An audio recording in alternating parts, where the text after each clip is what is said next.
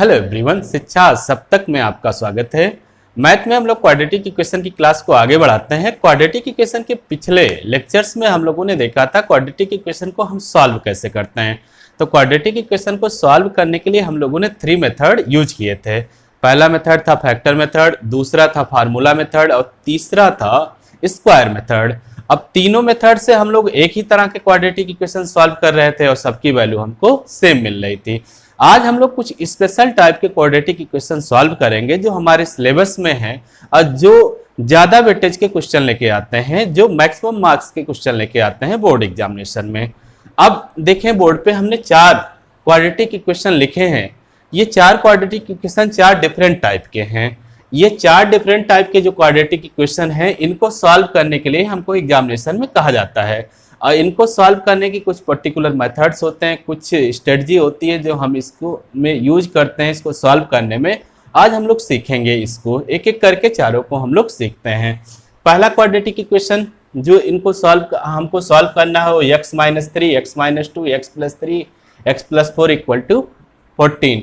मतलब अगर इस तरह से क्वाड्रेटिक इक्वेशन हमको दिया जाए, इस तरह से अगर कोई क्वाड्रेटिक इक्वेशन दिया जाए तो उसको हम किस तरह से सॉल्व कर सकते हैं। अब देखें, दूसरे में 2 टर्म जो है जिसपे अंडर रूट लगा हुआ है, बीच में इनके प्लस का साइन है।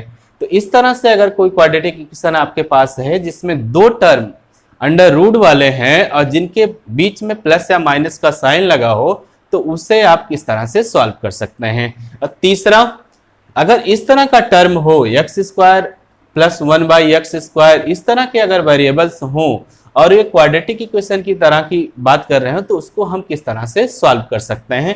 और चौथा ये है, देखें, x/x + 1 + x + 1/x = 34/15। तो ये 4 तरह के क्वाड्रेटिक इक्वेशन हम लोग आज सॉल्व करेंगे। इसके बाद जो बचेंगे इसको अगले लेक्चर में सॉल्व करते हैं। एक एक की बात शुरू करते हैं। पहला जो क्वाड्रेटिक इक्वेशन आपको दिया गया है जिसे सॉल्व करना होगा, ये आपको दिया गया होगा, ये क्वाड्रेटिक इक्वेशन लिखेगा और इसे कहेगा कि आप सॉल्व कर दीजिए। सॉल्व करने का मतलब ये होगा कि यहाँ x की वैल्यू आप निकाल दीजिए। आपसे कहेगा सॉल्व कर दीजिए, सॉल्व करने का मतलब क्या कहेगा, x की वैल्यू निकाल दीजिए। अब जब हमारे पास इस तरह का कोई क्वाड्रेटिक इक्वेशन दिया जाए जिसमें 4 टर्म है, फैक्टर के 4 टर्म हो, है ना, फैक्टर के 4 टर्म है, तो हम लोग देखेंगे कि फैक्टर के जो टर्म हैं इनके कांस्टेंट पद कौन कौन से हैं। इसमें कांस्टेंट जो वैल्यू है, जो नियत वैल्यू है, उनका मान देखेंगे। तो पहले में जो कांस्टेंट वैल्यू है वो -3 है, दूसरे में कांस्टेंट वैल्यू -2 है, तीसरे में कांस्टेंट वैल्यू +3 है और चौथे में कांस्टेंट वैल्यू +4 है। अब हम लोग ये जो 4 फैक्टर हैं, इन 4 फैक्टर के जो कांस्टेंट टर्म हैं, तो इसमें 2 फैक्टर एक साथ ऐसे लेंगे, 2 फैक्टर ऐसे लेंगे जिनके कांस्टेंट टर्म अगर साइन के साथ रखे जाए चाहे तो वो सेम वैल्यू दें, जिनके कांस्टेंट टर्म अगर ऐड किए जाए तो सेम वैल्यू दें। तो 2 फैक्टर ऐसे करेंगे, 2 ऐसे फैक्टर एक साथ लेंगे जिनके कांस्टेंट टर्म अगर ऐड किए जाएं तो सेम वैल्यू देंगे। जैसे देखें, -3 और -2 अगर इन दोनों को ऐड कर दोगे तो -5 आ जाएगा और 3 और 4 को ऐड कर दोगे तो 7 आ जाएगा। तो ये तो सेम वैल्यू हुई नहीं। तो ये जो फैक्टर है 4, इसमें से 2 फैक्टर एक साथ करेंगे जिनके कांस्टेंट टर्म अगर जोड़े जाएं, कांस्टेंट टर्म को अगर हम ऐड करें तो सेम वैल्यू मिलती है। तो कांस्टेंट टर्म पहले का मिला हमको -3, दूसरे का मिला -2, तीसरे का मिला +3 और चौथे का मिला +4, है ना। अब इनमें से 2 कांस्टेंट टर्म एक साथ रखते हैं जिनका सम एक जैसा हो। तो अगर -4 और +3 को लिखते हैं तो +1 हो जाता है, ठीक। और -2 और +3 को देखते हैं एक साथ तो ये भी +1 हो जाता है, इनको ऐड करते हैं। तो देखें, -2 और -3 इनके कांस्टेंट टर्म का सम और -3 और -4 के कांस्टेंट टर्म का सम एक जैसा है। इन दोनों के कांस्टेंट टर्म का योग एक जैसा है। तो जिनके कांस्टेंट टर्म के सम एक जैसे हैं उनको अलग अलग हम लोग लिख लेते हैं। तो x माइनस 2 x प्लस 3 एक साथ रख लेते हैं और x माइनस 3 और x प्लस 4 एक साथ रख लेते हैं। इस बात को ध्यान दीजिएगा, ठीक है। अगर यह बात अप्लाई हो जा रही है आपके क्वेश्चन में तो बहुत बढ़िया बात है, इसी को अप्लाई करने की कोशिश कीजिएगा, नहीं तो क्वेश्चन लेंदी हो जाएगा।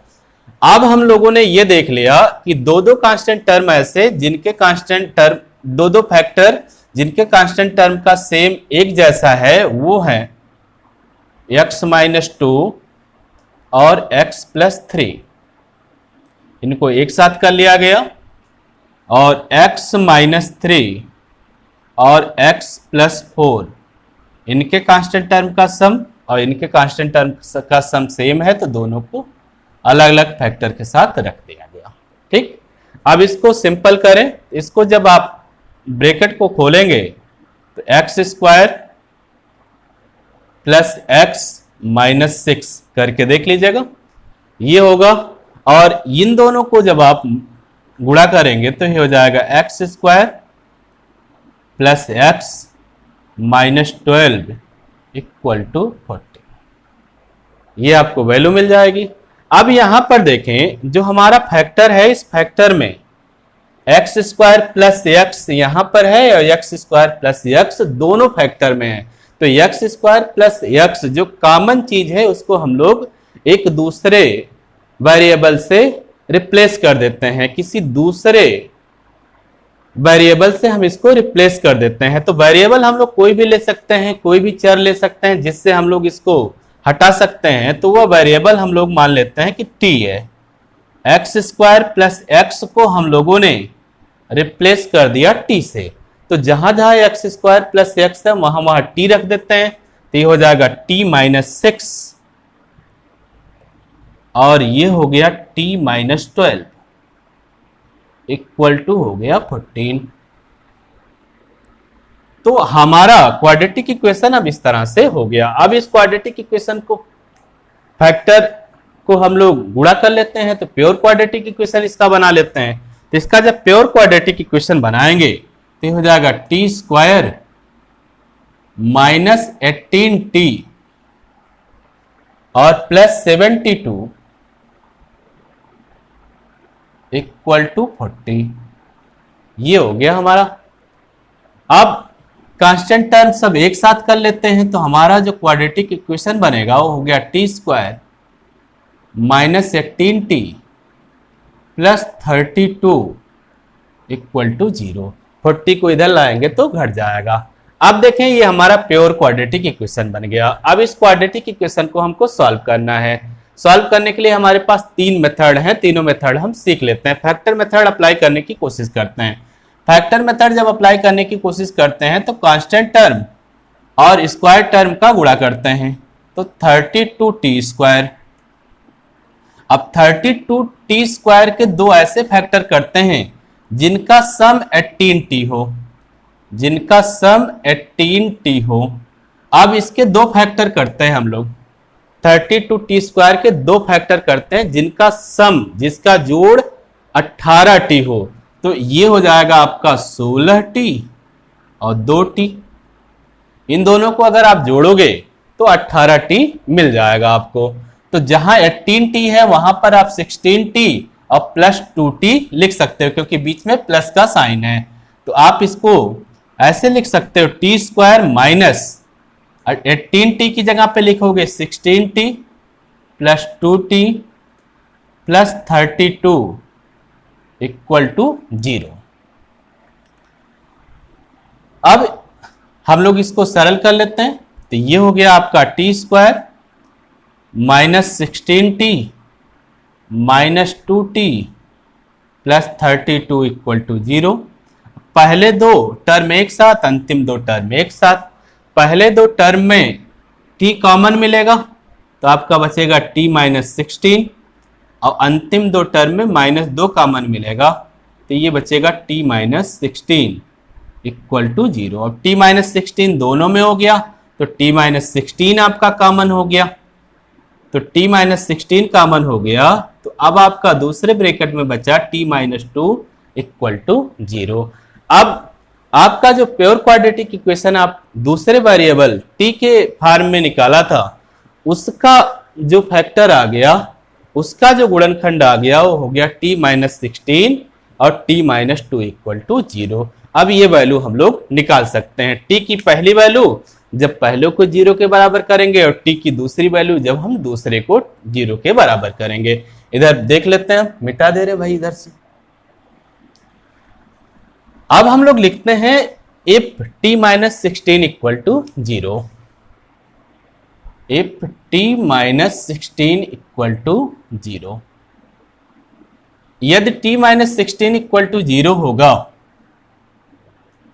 तो t की वैल्यू हो जाएगी 16, हो जाएगी ना।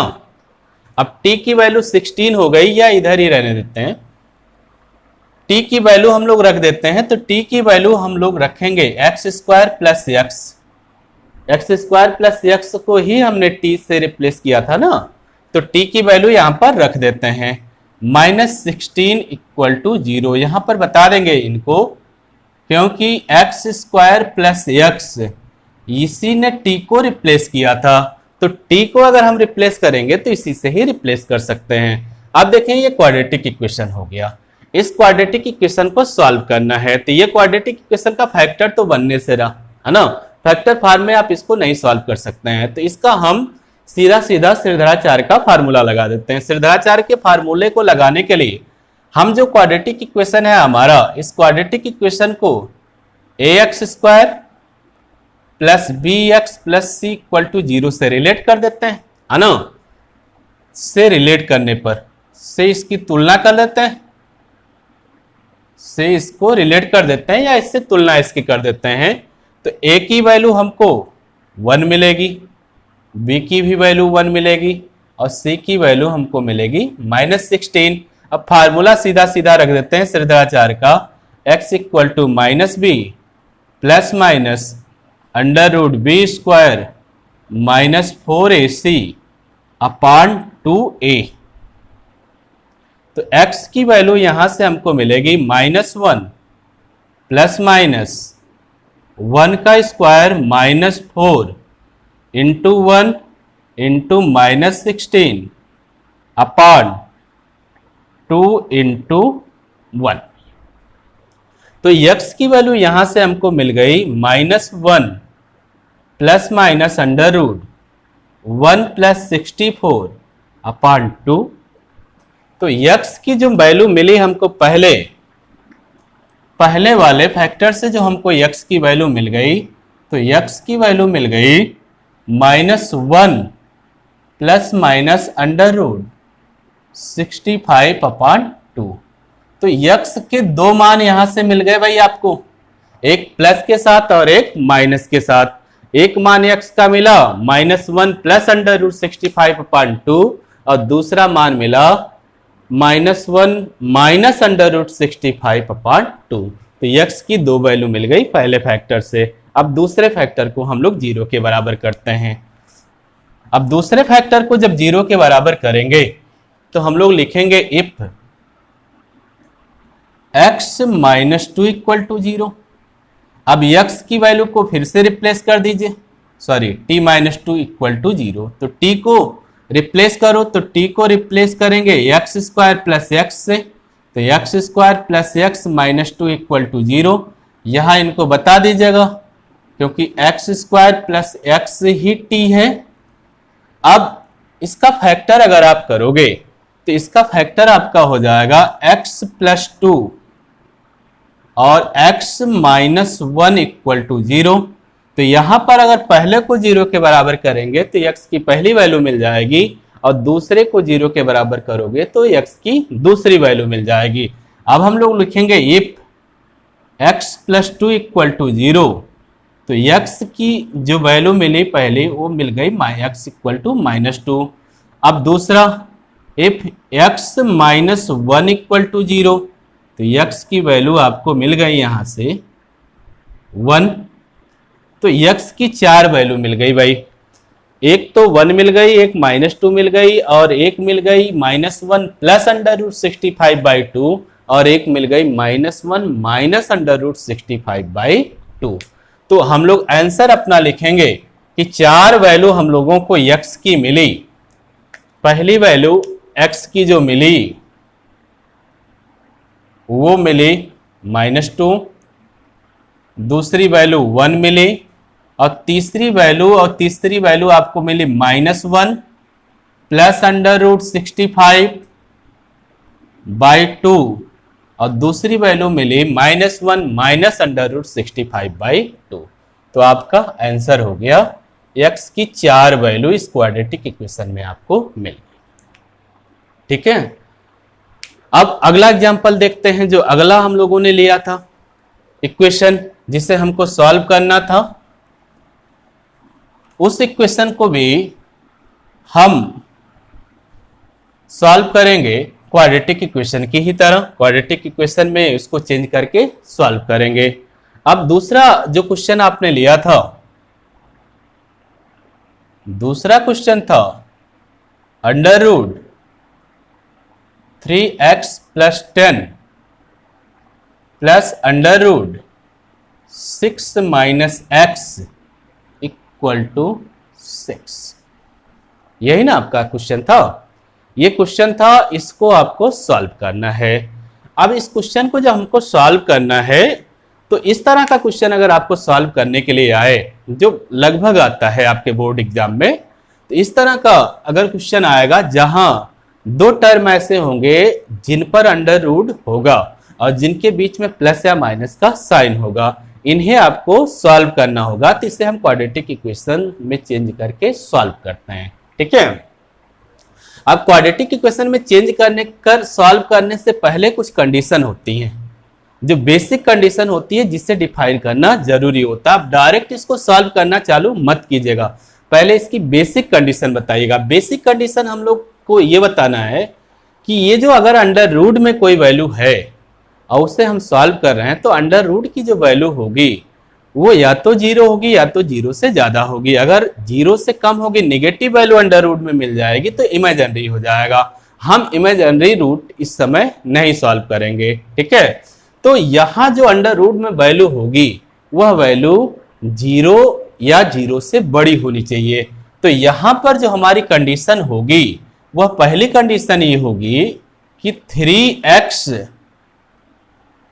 + 10 ये या तो 0 होगा या 0 से बड़ा होगा। ठीक है, पहले √ की वैल्यू, और दूसरा वाला भी, एंड दूसरी वाली कंडीशन भी जो होगी, यहां भी 6 - x या तो 0 से बड़ा होगा या तो 0 के बराबर होगा। तो यहां पर देखो, यहां को इसको जब आप सॉल्व करोगे तो x ग्रेटर देन और इक्वल टू -10/3 मिल जाएगा, मिलेगा ना।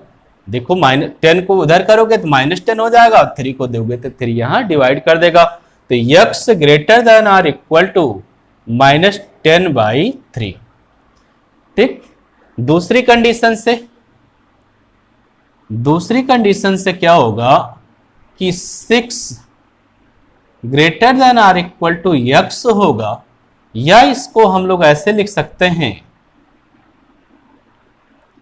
x लेस देन और इक्वल टू 6 होगा। तो दूसरी कंडीशन ये हो गई, 2 कंडीशन हो गई। तो मतलब जो हमारा वेरिएबल होगा वो 6 के इक्वल होगा या 6 से छोटा होगा, और -10/3 से बड़ा होगा या -10/3 के बराबर होगा। तो इन दोनों कंडीशन को मिला के अगर x की कंडीशन लिखे तो x बड़ा होगा या बराबर होगा -10/3 के, और छोटा होगा या बराबर होगा 6 के।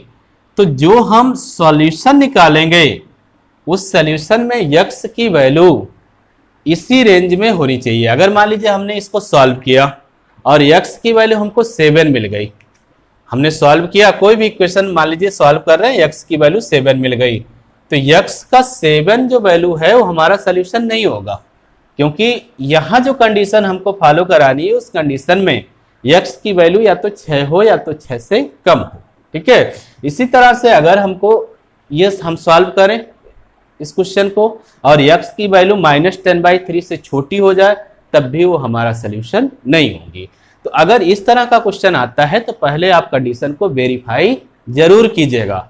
अगर कंडीशन आप वेरीफाई नहीं करेंगे तो आपका क्वेश्चन अधूरा हो जाएगा। अब हम क्वेश्चन सॉल्व करना करते हैं। अब हम कंडीशन ये जान गए कि हमारा जो सोल्यूशन होगा, यक्स की जो वैल्यू होगी वो यक्स की वैल्यू 6 या 6 से छोटी होगी, 6 होगी या 6 से छोटी हो गई, या तो -10/3 होगी या -10/3 से बड़ी होगी। अब यहां हमको इसको सॉल्व करने की बात कहेगा, ये कहेगा solve the quadratic equation, solve कीजिए।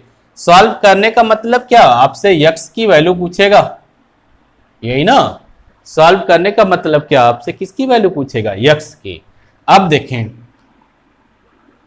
जनरल कॉन्सेप्ट आप सुने, है ना। देखिए बेसिकली आप इसको स्क्वायर कर सकते हैं। आपको बताया जाता है कि अगर रूट दिख जाए तो आपको उसको सॉल्व करना है तो आप दोनों पक्षों का वर्क कर दीजिए, स्क्वायर बोथ साइड का आप कर दीजिए, बोथ साइड का स्क्वायरिंग कर दीजिए, या आप दोनों पक्षों का वर्क कर दीजिए। लेकिन यहां पर एक बात ध्यान दीजिएगा कि अगर दो रूट के टर्म है तो एक दोनों टर्म को अलग अलग कर दीजिए, एक टर्म को एक साइड में रहने दीजिए, दूसरे टर्म को दूसरे साइड में भेज दीजिए, तो इससे आपका कैलकुलेशन इजी हो जाएगा। अब ऐसा नहीं है कि अगर दोनों को एक साथ रख के भी आप स्क्वायर करोगे तब भी आपका आंसर आएगा, लेकिन कैलकुलेशन थोड़ा सा लेंदी हो जाएगा। तो इस बात को ध्यान दीजिएगा, अगर दो टर्म हमारे पास हैं अंडर रूट के तो एक टर्म को हम दूसरी साइड में शिफ्ट कर देंगे, फिर दोनों तरफ का वर्क करेंगे, दोनों पक्षों का वर्क करेंगे। तो पहला काम करते हैं, √6 - x को दूसरी तरफ 6 की तरफ शिफ्ट करते हैं। तो जो हमारा ये इक्वेशन है, ये इक्वेशन अब हो गया √3x + 10 = 6 -√6 - x। अब दोनों पक्षों का वर्क कर दीजिए, स्क्वायर कर दीजिए बोथ साइड का।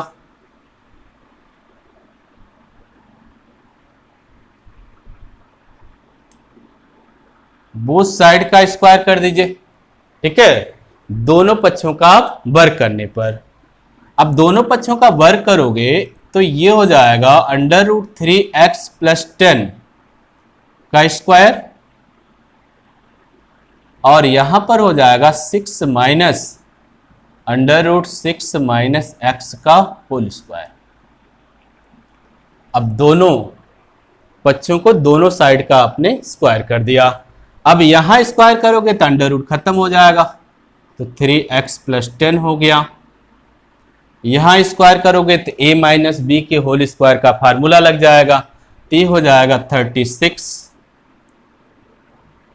6 - x - 12 √6 - x, ये हो गया।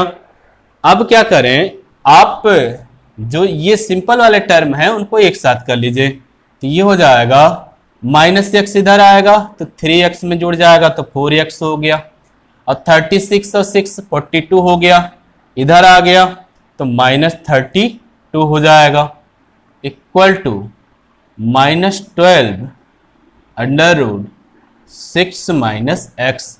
अब यहां देखें 4 यहां कॉमन हो जाएगा और 4 यहां भी है, तो आपका 4 कॉमन ले लीजिए, तो ये हो जाएगा x - 8, और -4 यहां कॉमन लीजिए, 4 कॉमन ले लीजिए, तो ये हो जाएगा -3 √6 - x। अब देखें ये 4 जो है हट गया दोनों तरफ से, अब आपका बचा x - 8 इक्वल टू -3 √6 - x। ये आपका इक्वेशन बन के आ गया। अब देखें अभी हमारा इस अंडर रूट पूरी तरह से खत्म नहीं है, हम स्क्वायर तब तक करते जाते हैं जब तक हमारे सारे अंडर रूट खत्म ना हो जाएं। अगर 2 अंडर रूट हैं तो 2 बार हमको स्क्वायर करना पड़ेगा, अगर 3 हैं तो 3 बार करना पड़ेगा, ठीक है। अगर बहुत लंबी क्वेश्चन 3 बार का कोई अंडर रूट दे दिया तो ध्यान रखिएगा उसे हमें 3 बार अंडर रूट करना पड़ेगा, तब जाके अंडर रूट खत्म होगा। तो एक बार तो कर चुके हैं और एक बार ये इक्वेशन आ गया तो फिर से इसका स्क्वायर करते हैं, again square both side, again squaring both side. अब फिर से दोनों सब तरफों को, दोनों पक्षों का हम स्क्वायर कर रहे हैं। इधर का मिटा देना बेटा। अब फिर से हम जब दोनों पक्षों का स्क्वायर करेंगे तो ये हो जाएगा, जो लेफ्ट हैंड साइड का स्क्वायर हमको मिलेगा वो मिलेगा x माइनस 8 का होल स्क्वायर, और राइट हैंड साइड का जब स्क्वायर करेंगे तो -3 √6 माइनस एक्स का होल स्क्वायर।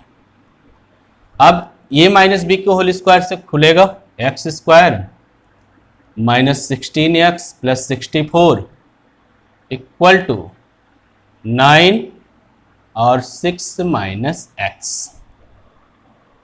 अब ये हो गया x square -16x plus 64 equal to 54 minus 9x। सबको एक साथ कर लीजिए तो x square -7x plus 10 equal to 0। अब इसको फैक्टर मेथड से जब आप करेंगे तो x minus 5 x minus 2 equal to 0, यही हो जाएगा आपका। अब अगर आप x माइनस 5 को 0 के बराबर करेंगे तो x की वैल्यू आपको 5 मिल जाएगी। अगर आप x माइनस 2 को 0 के बराबर करेंगे तो x की वैल्यू आपको 2 मिल जाएगी। तो x की दो वैल्यू मिल गई, पहली वैल्यू मिल गई 5 और दूसरी वैल्यू मिल गई 2। तो x के दो मान मिल गए 2 और 5। तो ये क्वेश्चन भी भाई आपका हो गया। तो इस तरह से आप देखिएगा कि अगर आपके डबल टर्म रूट के कोई भी क्वेश्चन हो तो उसको आप किस तरह से सॉल्व कीजिएगा। पहला काम तो ये ध्यान दीजिएगा, डायरेक्ट क्वेश्चन सॉल्व मत करने लगिएगा, पहले कंडीशन वेरीफाई जरूर करा दीजिएगा। कंडीशन वेरीफाई का मतलब हमारा देखिए ये -10/3 से बड़ा है और 6 से छोटे हैं, है ना। तो ये उसी इंटरवल में है, अगर उससे ज्यादा कम हो जाए, हमारे इंटरवल को नहीं फॉलो कर देते हैं तो हमारा सोल्यूशन नहीं होगा। इस बात को ध्यान दीजिएगा कि अगर डबल टर्म रूट का कोई भी क्वेश्चन हो उसको सॉल्व करना है आपको तो पहले कंडीशन वेरीफाई कराइए, फिर एक काम कीजिएगा कि दोनों रूट दो साइड में करके स्क्वायर कीजिएगा तो क्वेश्चन इजीली आपका सॉल्व हो जाएगा। अगले तरह का क्वेश्चन हम लोग देखते हैं।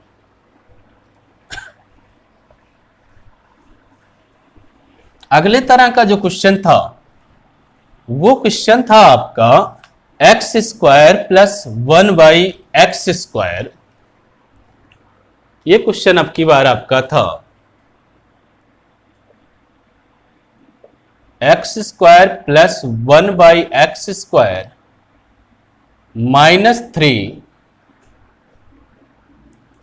x minus 1/x -2 equal to 0, है ना। यह कंडीशन ये देखिए कि x इक्वल टू 0 नहीं होना चाहिए।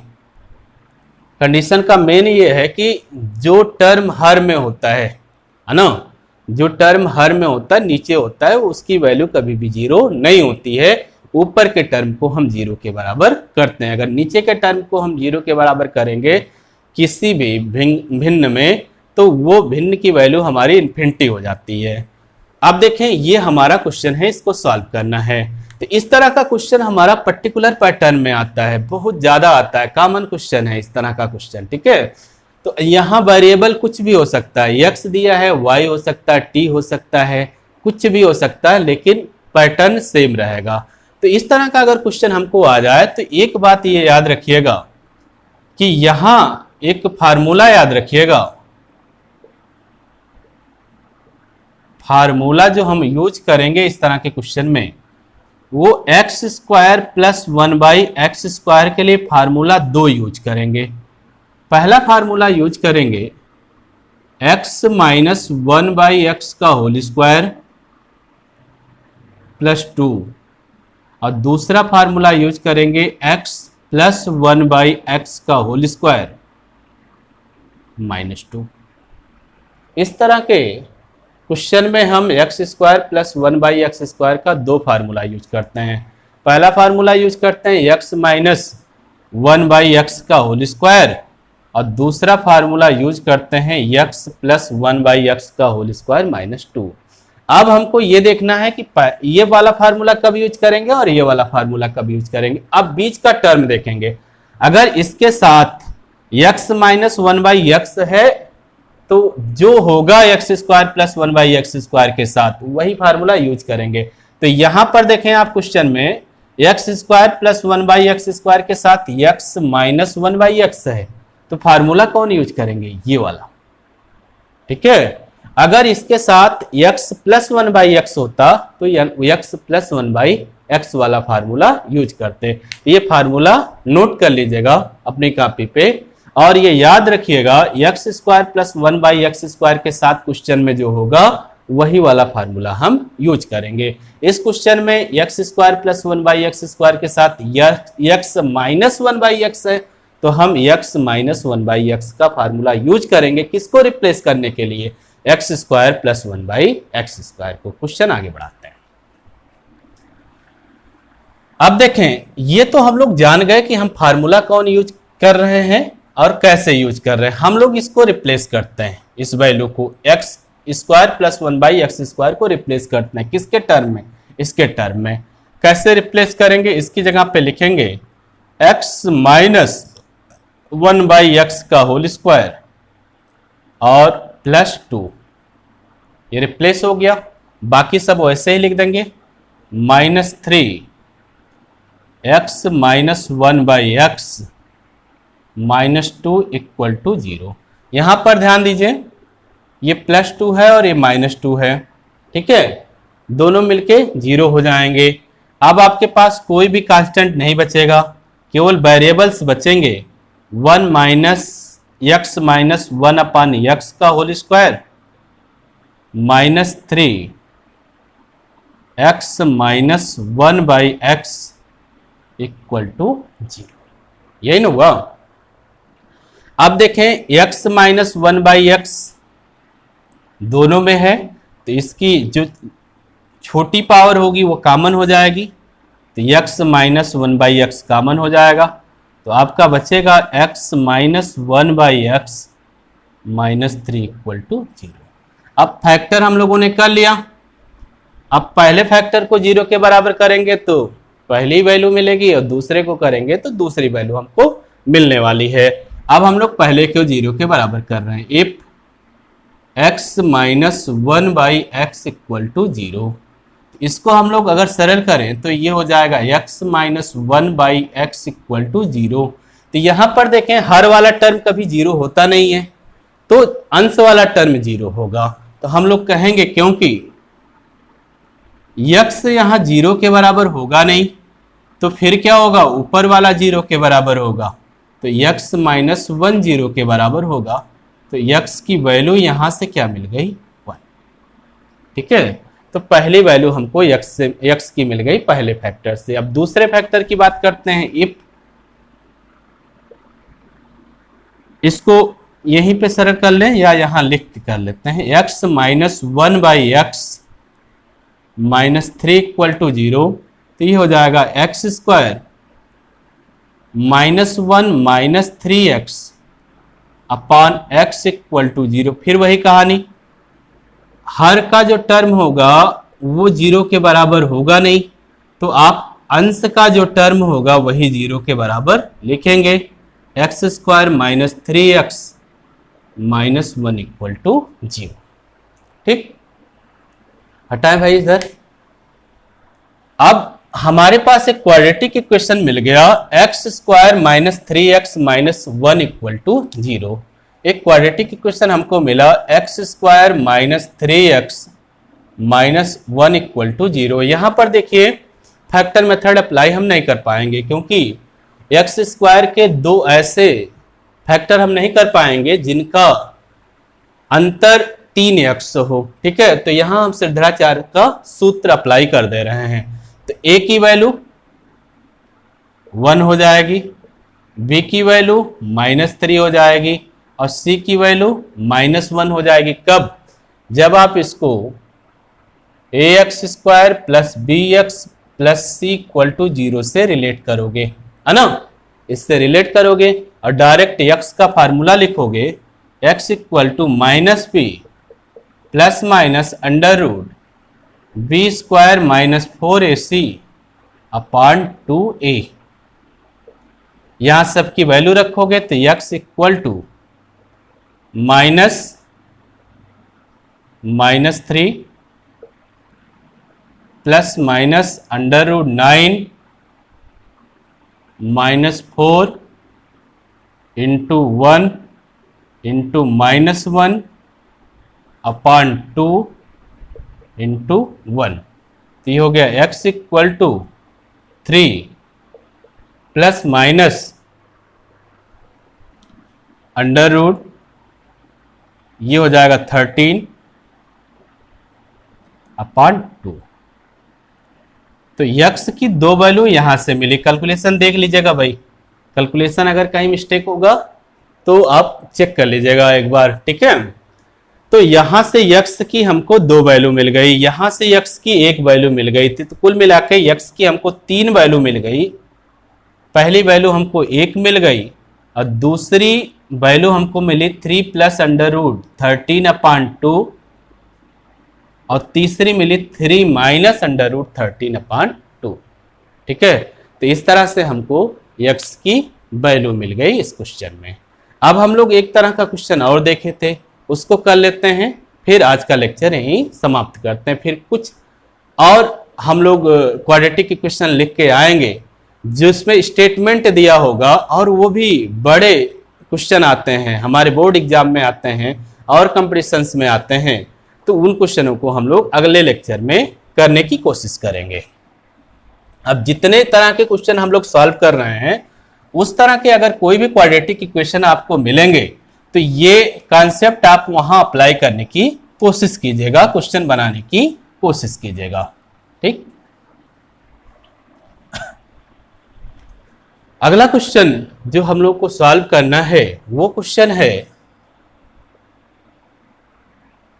x upon x plus 1 plus x plus 1 upon x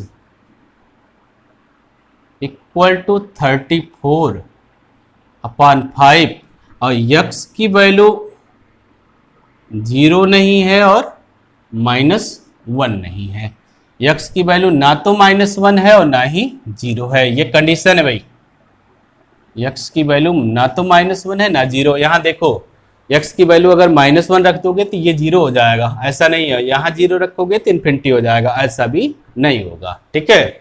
अब देखो इस तरह का क्वेश्चन, अगर एक ही टर्म कहीं हो और दूसरा उसी का उल्टा टर्म हो, उसी इक्वेशन में अगर कोई इक्वेशन ऐसा है जहां एक टर्म जो दिया गया पहला टर्म उसी का उल्टा दूसरा टर्म दिया गया है, तो पहले टर्म को हम रिप्लेस कर देंगे किसी वेरिएबल से, तो दूसरा टर्म उसका उल्टा हो जाएगा। मान लीजिए कि अगर हम पहले टर्म को t से रिप्लेस कर दें तो दूसरा टर्म अपने आप 1/t हो जाएगा। यही कॉन्सेप्ट यूज करते हैं इस तरह के क्वेश्चन में। अगर कोई क्वेश्चन ऐसा है जिसे सॉल्व करने की बात कहें, इसको कहें सॉल्व कर लो, तो मतलब x की वैल्यू निकाल लो। अब जो क्वेश्चन आपका इक्वेशन दिया जाएगा उसके इक्वेशन में दो टर्म होंगे, पहले टर्म का उल्टा दूसरा टर्म है। तो अगर इस तरह से है तो पहले टर्म को किसी वेरिएबल से रिप्लेस कर दीजिए, मान लीजिए t से रिप्लेस कर दिया आपने, तो दूसरा टर्म 1/t अपने आप हो जाएगा क्योंकि उसका उल्टा है। तो यही कॉन्सेप्ट यहां यूज करेंगे। अब हम लोग पहले टर्म को t से रिप्लेस करते हैं, तो दूसरा टर्म जो होगा x प्लस 1 अपॉन x, ये अपने आप 1/t हो जाएगा ना। अब रिप्लेस कर दो तो आपका जो इक्वेशन बन जाएगा t plus 1/t equal to 34/15। 34/15। अब इसको सरल कर लीजिए। अब t आपका एलसीएम हो गया, ये हो गया t square plus 1 equal to 34/15। अब इसको आप और सरल कर लीजिए, और जब सरल करेंगे इसको तो ये हो जाएगा 15t square plus 15 equal to 34t। इधर ले आइए तो 15t² minus 34t plus 15 equal to 0। Factor method apply हो जाएगा। ठीक है, देखते हैं। फैक्टर मेथड अप्लाई करने के लिए कांस्टेंट टर्म और स्क्वायर टर्म का गुणा करते हैं। तो ये 15 हो जाएगा 225 और t², 225t² के दो ऐसे फैक्टर करेंगे जिनका योग, ये बगल कांस्टेंट टर्म का साइन देखते हैं, दो ऐसे फैक्टर करेंगे जिनका सम जो होगा वो होगा 34 के, 34t, जिसका सम होगा 34t। यही ना होता है। अब देखें, 225t² के दो ऐसे फैक्टर करने हैं जिनका सम हो 34t। तो एक तो आप 25t ले लीजिए और एक ले लीजिए 9t। इन दोनों को जब आप सम करेंगे, इन दोनों का सम करेंगे तो 34t हो जाएगा ना। इनका अगर सम करेंगे तो 34t हो जाएगा। तो जहां 34t है वहां पर आप लिख सकते हैं 25t प्लस 9t। अब ये जो आपका फैक्टराइजेशन इसका होगा 15t² minus 25t plus 9t plus 15 equal to 0। अब ये हो जाएगा 15t² minus 25t minus 9t plus 15 equal to 0। अब पहले दो टर्म एक साथ, अंतिम दो टर्म एक साथ। पहले दो टर्म एक साथ करोगे तो यहाँ 5t आपका एलसीएम मिलेगा, नहीं सॉरी कॉमन मिलेगा। तो ये बचेगा आपका 3t माइनस 5 और यहाँ -3 आप कॉमन लेंगे तो 3t minus 5 equal to 0। 3t minus 5, 3t minus 5 बाहर कर लीजिए, कॉमन ले लीजिए। 3t माइनस 5 कॉमन ले लिया आपने तो 5t माइनस 3 इक्वल टू 0। अब पहले को 0 के बराबर कर दीजिए तो t का पहला मान मिलेगा, वेरिएबल का पहला मान मिलेगा। दूसरे को t के बराबर करेंगे तो वेरिएबल का दूसरा मान मिलेगा। अब आप लिखेंगे if 3t minus 5 equal to 0, तो t की वैल्यू हमको मिल जाएगी 5/3। ठीक है, अब t को हम रिप्लेस किससे किए थे? x अपान x प्लस 1 से। इसकी वैल्यू यहां रख देते हैं तो x का मान हमको मिलेगा। अब t की जगह पर हम लोग रखते हैं x plus upon x plus 1 equal to हो जाएगा 5/3। यहां बता दीजिएगा x अपान x प्लस 1 ही t था जिसे हम लोगों ने रिप्लेस किया था। तो यहां पर इसको सरल करोगे आप तो ये हो गया 3t equal to 5x plus 5। अब ये हो जाएगा आपका -3x इक्वल टू 5 और x इक्वल टू -5/2। x की पहली वैल्यू मिल गई। ठीक है, अब 5t माइनस 3 को 0 के बराबर कीजिए तो दूसरी वैल्यू आपको मिलेगी। अब आप देखिए if 5t minus 3 equal to 0 तो t इक्वल टू आ जाएगा 3/5 और t को आप किससे रिप्लेस करेंगे? x upon x plus 1 equal to 3/5। तो यहां से आप वैल्यू निकालिए तो ये हो जाएगा 5x equal to 3x plus 3। तो यहां से हो जाएगा 2x equal to 3, x equal to 3/2। x की जो दूसरी वैल्यू आपको मिल गई वो मिल गई 3/2। तो x के दो मान यहां मिले, पहला मान मिल गया 3/5 और दूसरा मान मिल गया 3/2। तो जो x का आंसर आएगा, x के दो मान मिले हैं, एक मिला है 3/5 और एक मिला है 3/2।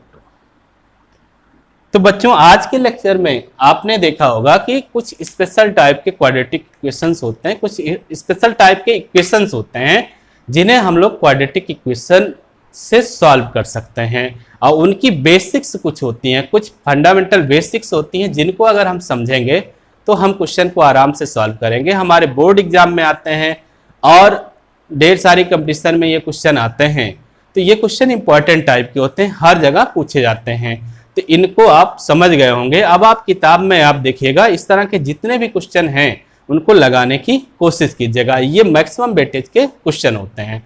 अब चैनल हमारा शिक्षा सब तक अगर आपको पसंद आ रहा है तो प्लीज चैनल को लाइक, सब्सक्राइब और शेयर कीजिए, सपोर्ट कीजिए आप हमारा। धन्यवाद, आपका दिन शुभ हो।